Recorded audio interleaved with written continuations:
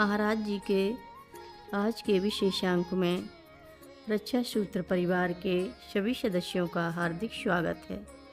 बाबा जी के भक्तों को राम राम।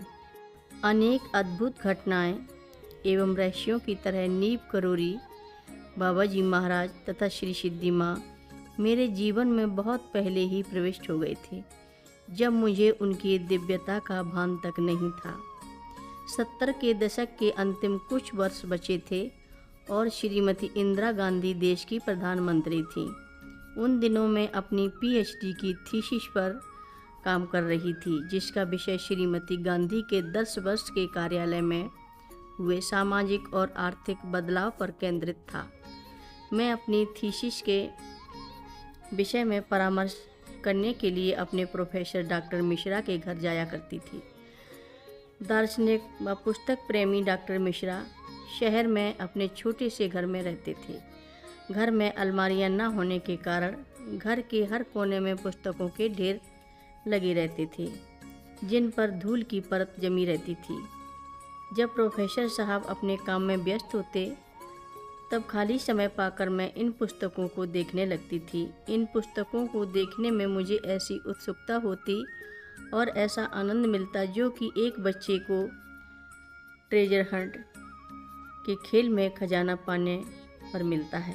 एक दिन इन्हीं पुस्तकों के ढेर में से जब मैंने एक पुस्तक खोली तो उसमें से नींव करोरी बाबा जी महाराज की एक छवि मुझे मिली। महाराज जी की इस छवि को देखकर मेरे अतीत की स्मृतियाँ मन मस्तिष्क में उभर आईं। वह 60 के दशक के आरंभ की बात थी। उन दिनों में माँ के साथ अक्सर कैंची जाया करती थी। कैंची नैनीताल से 20 किलोमीटर की दूरी पर एक छोटा सा गांव है और यहीं पर श्री नींव करोरी महाराज जी का आश्रम है। वहां पहुंचकर जैसे ही हम शिप्रा नदी पर बने लकड़ी के पुल को पार करते, हरे राम हरे कृष्णा संकीर्तन की मधुर ध्वनि हमारे कानों में गूंजने लगती थी, जिसमें मंदिर की प्रार्थना और घंटियों की आवाज़ भी समाहित रहती थी। पर्वतीय क्षेत्र की ग्रामीण महिलाएं बड़ी दूर से पुरानी जर्जर बसों में यात्रा करते हुए महाराज जी के दर्शन करने आया करती थी। शालीनता के साथ आंचल से अपना सिर ढक कर वे आश्रम में प्रवेश करती, फिर प्रांगण के दोनों ओर बने मंदिरों में प्रणाम करने के बाद महाराज जी के दर्शनों के लिए जाती थीं।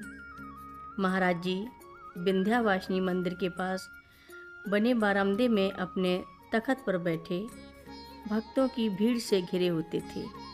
इस भीड़ में भारतीय परिधान पहने विदेशी भक्तों का समूह भी होता था। 60 के दशक में वियतनाम वृद्ध से त्रस्त होकर भारतीय संन्यास परंपरा की अवधारणा से आकर्षित पश्चिमी देशों के अनेक लोग भारत आए। भक्तों के इस समूह में उच्च पदस्थ अधिकारी, राजनेता, स्थानीय महिलाएं होती थीं और गुलाबी गालों वाले पर्वतीय बच्चे भी होते थे, जो कि महाराज जी द्वारा दिए जाने वाले फलों और मिठाई का प्रसाद पाने की प्रतीक्षा में रहते। इस मिश्रित सभा में प्रश्न पूछे जाते थे और कई बार प्रश्न पूछने से पहले ही उत्तर मिल जाते थे। महाराज जी से आशीर्वाद मांगे जाते और उनसे वरदान प्राप्त किए जाते। महाराज जी का पहनावा एक सफ़ेद धोती और कंबल हुआ करता था। साधु सन्यासियों द्वारा धारण किए जाने वाले चिन्ह जो उन्हें एक संत के रूप में दर्शाते, महाराज जी ने कभी धारण नहीं किए। कई बार महाराज जी अपने सहज स्वरूप में अपने तख्त पर लेटे रहते थे। लोग उनके पास जाते और उन्हीं से पूछते थे कि नींव करोरी बाबा जी के दर्शन कहाँ हो सकते हैं। तब वो बड़ी सरलता से कहते, मैं किसी नींव करोरी बाबा जी को नहीं जानता। हनुमान जी के मंदिर में जाकर उनसे प्रार्थना करो। कभी कभी लोगों के प्रश्न करने पर ऊंची आवाज़ में कहते कि मैं कुछ नहीं जानता, मैं तो प्रसाद वाला बाबा हूँ। मानव रूप में देव अवतार बाबा नींव करोरी को लोग बाबा नींव करोरी के नाम से भी जानती थी। लोगों का विश्वास था कि वो पवन पुत्र हनुमान जी के अवतार हैं। पवन पुत्र होने के नाते कभी कभी वह हवा की कोमल सुखदायक ब्यार जैसे लगते और कभी कभी भयंकर तूफान या बवंडर का रूप धारण कर लेते। लेकिन सच तो यह है कि बाबा जी हमेशा जीवनदायिनी सांसों की तरह थे।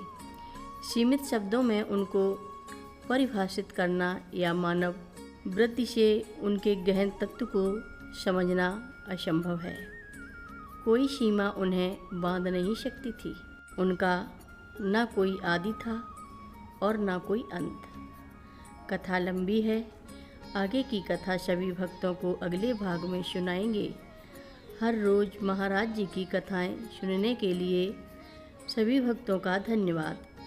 सभी भक्त रक्षा सूत्र चैनल को सब्सक्राइब करें, शेयर करें, लाइक करें, घंटी बजाना ना भूलें। कमेंट बॉक्स में लिख भेजें जय नीव करोरी बाबा जी महाराज। सभी भक्त मिलकर बोलो नीव करोरी बाबा जी महाराज की जय जय बोलो। सिद्धि माता की जय जय बोलो। जय श्री राम बोलो।